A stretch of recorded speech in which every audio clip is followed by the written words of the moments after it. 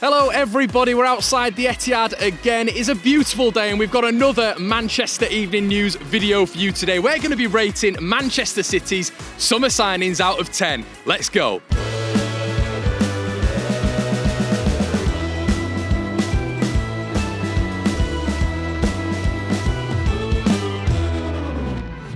So first stop, City fans, it's going to be Kalvin Phillips. It's not been a great signing as of yet for Manchester City. We expected Rodri to be rotated a little bit more. That's not happened. He's played probably when he shouldn't play, a la Southampton 2-0.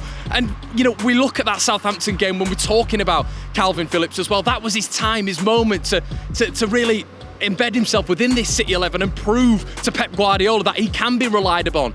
You know, we can depend on him, but he didn't do that. The tenacity, the bite, the aggression we saw at Leeds United under a Marcelo Bielsa system, it's just not there at this moment in time. I don't know what's missing. Obviously, Pep Guardiola has already called him out for being overweight. He's not been prepared to fit into this Manchester City side, and he went away with England as well. So there's a lot we need to consider with this. City did roll out 50 million quid for the Yorkshireman, so they'll be expecting a return on that investment. But so far, I'm really struggling to give him anything above a 3 out of 10. You might find that harsh. Let me know in the comment section below if you give him anything else.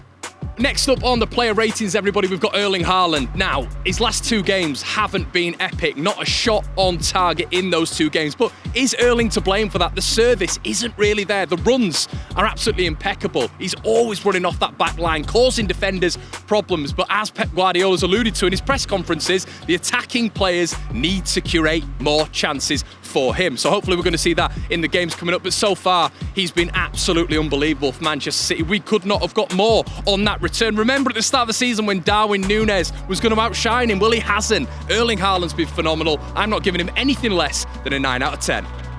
Next up is Sergio Gomez. City obviously signing him in the summer for a really cheap fee of around about 11 million. I don't think this one has worked so far. Looks very raw. He had a great game against Chelsea, the 4-0 victory, and City fans were maybe thinking a little bit differently. But then again, that performance against Southampton, it just put him back into that block that maybe Kalvin Phillips is in at the minute, where it's not really working. He's only young.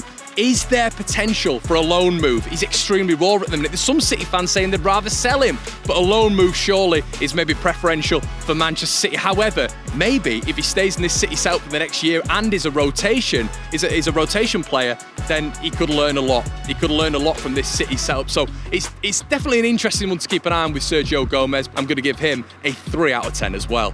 Next up was an unusual signing for Manchester City. One I don't think any of us expected, really. Manuel Akanji coming in from Dortmund for around about £14 million, and I think he's been an excellent signing. I really do. I think he's adapted into that City backline well. I think City really struggled, aside from Nathan Ake, when it came to pace at the back. Akanji's come in and he's really great on the half turn. I think he's a leader at the back as well. A really, really high football IQ, someone who reads the game excellently well. So for me, Manuel Akanji's been an excellent signing for Manchester City, and really I would go as high as giving him an 8 out of 10 for this signing. Really, he's been a mainstay in the City side, very dependable, as we mentioned earlier on. It's a key attribute, so I'd go for an 8 out of 10. Let me know what you think in the comment section below.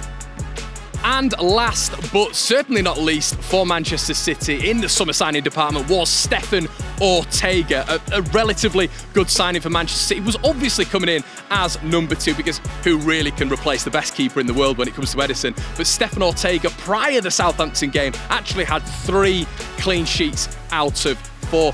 We've not really seen that much of him when he featured against Southampton. There was a lot of questions about the second goal for Southampton. Obviously lobbed, he came quite far out of his goal. Was he at fault for that? There were questions definitely there from City fans and the wider world. However, when he's come in, I think he's done okay. But as I say, we've not seen much from him, so I would probably give him a solid 6 out of 10.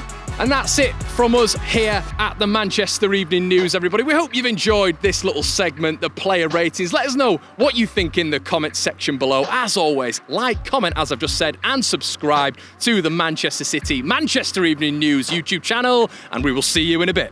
Cheers.